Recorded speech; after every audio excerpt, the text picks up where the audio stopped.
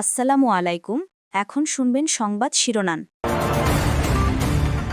উৎকণ্ঠা থাকলেও ভারপ্রাপ্ত চেয়ারম্যানের নিরাপত্তা নিয়ে শঙ্কিত নয় বিএনপি, বলছে নেতারা। প্রত্যাবর্তন ঘিরে নেওয়া হচ্ছে সর্বোচ্চ প্রস্তুতি, ঝুঁকি বিবেচনায় সাজানো হয়েছে পরিকল্পনা। নির্বাচন ও গণভোট নিয়ে সচেতনতা তৈরিতে ভোটের গাড়ি উদ্বোধন, গণতান্ত্রিক যাত্রা সফল করার দায়িত্ব সব নাগরিকের, বললেন প্রধান উপদেষ্টা। খুলনায় জাতীয় শ্রমিক শক্তি নেতাকে গুলির ঘটনায় একই সংগঠনের নেত্রী আটক, ঘটনার সুষ্ঠু তদন্তের দাবি পরিবারের। নিপসম অধ্যাপকের অভিনব গবেষণা জালিয়াতি, নাইজেরিয়ার বাস্তবতাকে ঢাকার পরিস্থিতি বলে দাবি। আফ্রিকার প্রাণঘাতী মশার অস্তিত্বই মেলেনি কখনো, জানালেন বিশেষজ্ঞরা। শ্রম আইন সংস্কার নিয়ে হতাশা, সংগঠন ছুটি ক্ষতিপূরণ নিয়ে শ্রমিক নেতাদের অসন্তোষ, আন্তর্জাতিক ষড়যন্ত্রের ফাঁদে পড়েছে সরকার, বলছে মালিকপক্ষ। আসসালামু আলাইকুম। এতক্ষণ দেখছিলেন সংবাদ শিরোনাম, এখন দেখবেন বিস্তারিত। তারেক রহমানের নিরাপত্তা নিয়ে উদ্বেগ থাকলেও শঙ্কিত নয় বিএনপি। নিরাপত্তা নিশ্চিতে নেওয়া হচ্ছে সার্বিক প্রস্তুতি। পুলিশ বলছে, ঝুঁকি বিবেচনায় তারেক রহমানের নিরাপত্তা পরিকল্পনা সাজানো হয়েছে। প্রত্যাবর্তনের দিনকে ঘিরে রয়েছে পুলিশের ব্যাপক প্রস্তুতি। বিশ্লেষকরা বলছেন, দেশে ফেরার প্রতিবন্ধকতা নিরসনের ফলেই আসছেন তিনি। তবে জাতীয়তাবাদী নেতা হিসেবে নিরাপত্তা ঝুঁকি থাকবেই। দীর্ঘ নির্বাসিত জীবন শেষে ফিরছেন বিএনপির ভারপ্রাপ্ত চেয়ারম্যান তারেক রহমান। উচ্ছ্বাস আর আগ্রহ নিয়ে অপেক্ষায় বাংলাদেশ। তারেক রহমান নিজেই ভোটে প্রতিদ্বন্দ্বিতা ও নির্বাচনকালীন সময়ে মাঠে থাকার ঘোষণা দিয়েছেন। নিজেদের অধিকার প্রতিষ্ঠার এই নির্বাচনে মিছিলে আমিও আপনাদের সঙ্গে থাকবো ইনশাআল্লাহ। দলের শীর্ষ নেতার বিশ্লেষকরা বলছেন, তারেক রহমানের উপস্থিতি প্রভাব ফেলবে আগামী নির্বাচন ও রাষ্ট্রের স্থিতিশীলতায়। যত কিছুই বলি না কেন, ভাবি না কেন, Tarique Zia is a big factor বিএনপির রাজনীতিতে। তার আগমন তো অবশ্যই একটা বিগ ফ্যাক্টর দলের উজ্জীবিত হওয়ার ক্ষেত্রে, নির্বাচনী প্রচারণায় উজ্জীবিত হওয়ার ক্ষেত্রে, এবং বিএনপির অভ্যন্তরীণ যে সংকট নিরসনের ক্ষেত্রে তার প্রেজেন্স একটা টনিক হিসেবে কাজ করবে। তারেক রহমানের নেতৃত্বে দলটা তো ভাঙতে পারে নাই, শুধু তাই নয়, দলটা অনেক বেশি আজকে শক্তিশালী হয়েছে। দে বিলং টু বাংলাদেশ, তাদের জন্য বাংলাদেশ প্রথম, বাংলাদেশ ফার্স্ট স্লোগান হচ্ছে কি, প্রথম বাংলাদেশ আমার শেষ বাংলাদেশ। এই ধরনের নেতার দেশে ফিরে আসবে, জনগণ অপেক্ষা করছে। ওনার নেতৃত্বে আমরা আগামী দিনে নির্বাচনে যাব। দেশের 64 জেলার 300 আসনে ভোটারদের সচেতন করতে বিশেষ প্রচারণা শুরু করেছে অন্তর্বর্তী সরকার। ভোটের গাড়ি সুপার ক্যারাভ্যান নামের এই উদ্যোগের মাধ্যমে সাধারণ মানুষকে ভোটদান পদ্ধতি ও নির্বাচনী আচরণবিধি সম্পর্কে তথ্য জানানো হবে। সংসদ ভবনের দক্ষিণ প্লাজায় এক ভিডিও বার্তার মাধ্যমে এই কর্মসূচির উদ্বোধন করেন প্রধান উপদেষ্টা ডক্টর মোহাম্মদ ইউনূস। বলেন, সুষ্ঠু ও অংশগ্রহণমূলক নিশ্চিত করা প্রতিটি নাগরিকের দায়িত্ব। ভোটের গাড়ি সুপার ক্যারাভ্যান, ভোটাধিকার প্রয়োগে জনসচেতন করতে সরকারের প্রচারণামূলক উদ্যোগ। সুসজ্জিত এই গাড়িগুলো ঘুরে বেড়াবে দেশের 64 জেলার 300 আসনে। ডিজিটাল স্ক্রিন ও মাইকিংয়ের মাধ্যমে ভোটদান পদ্ধতি, গণভোটের গুরুত্ব এবং নির্বাচনী আচরণবিধি সম্পর্কে সাধারণ মানুষকে তথ্য জানাবে। যাত্রা শুরু করছে সংসদ ভবনের দক্ষিণ প্লাজায় প্রধান উপদেষ্টা ডক্টর মোহাম্মদ ইউনূস এক ভিডিও বার্তার মাধ্যমে এই কর্মসূচির উদ্বোধন করেন। 300টি উপজেলায় ঘুরে বেড়াবে। এ সময় গণভোট নিয়েও কথা বলেন প্রধান উপদেষ্টা।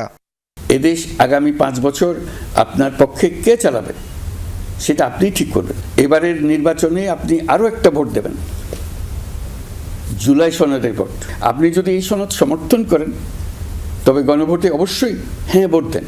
চলুন আমরা সবাই মিলে এই গণতান্ত্রিক যাত্রাকে সফল করি।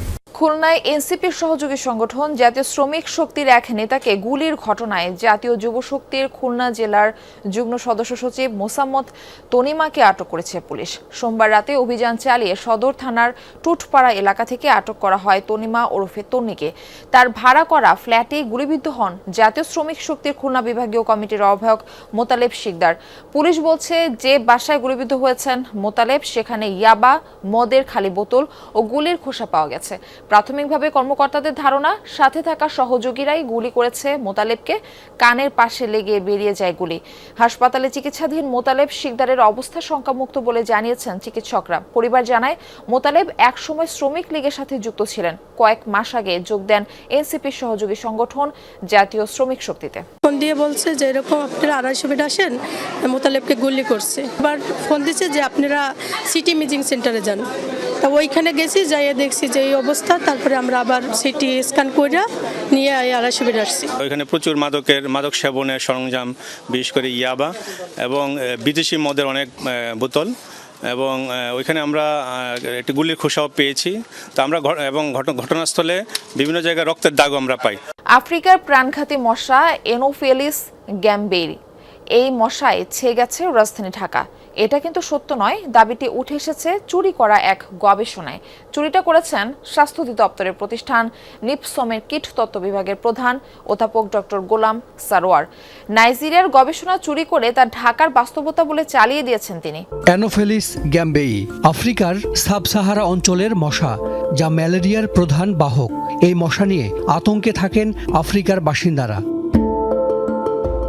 নাইজেরিয়ার একটি রাজ্যের মশার বিস্তার নিয়ে 2015 সালে একটি গবেষণা প্রকাশ হয়। গবেষক ছিলেন সিমেন ও অলুফিন তোয়ের। একই গবেষণা আরেক জার্নালে প্রকাশ হয় 2020 সালে। শুধু বদলে যায় শিরোনাম, গবেষক ও শহরের নাম। দুই গবেষণাতেই নমুনা সংগ্রহের সংখ্যা ও ফলাফল হুবহু এক। নাইজেরিয়ার একটি রাজ্যের জায়গায় বসানো হয়েছে ঢাকা শহরের নাম। গবেষণা চুরি ধরার প্রতিষ্ঠান আইথেন্টিকেট বলছে, অধ্যাপক সারোয়ারের গবেষণার 80 ভাগই চুরি করা, শুধু কিছু শব্দ এদিক সেদিক করা হয়েছে। এত অপরাধ এটা, যেটা আলোচনায় অযোগ্য। ব্যাপারটা হলো এটার দ্বারা ক্ষতির মাত্রা ভিন্ন হতে পারে। একটা হতে পারে যে উনি ফলস পাবলিকেশন দিলেন, উনি একটা চাকরি নিলে, একটা চেয়ার দখল করলেন, সেইটাতে এক ধরনের ক্ষতি হলো। কিন্তু আপনি যদি এর থেকে আরেকটু উপরে যান, এই যেভাবে উনি করলেন, তার ছাত্র ছাত্রী, তার চারপাশের লোক আস্তে আস্তে এগুলো তো অভ্যস্ত হয়ে যাবে।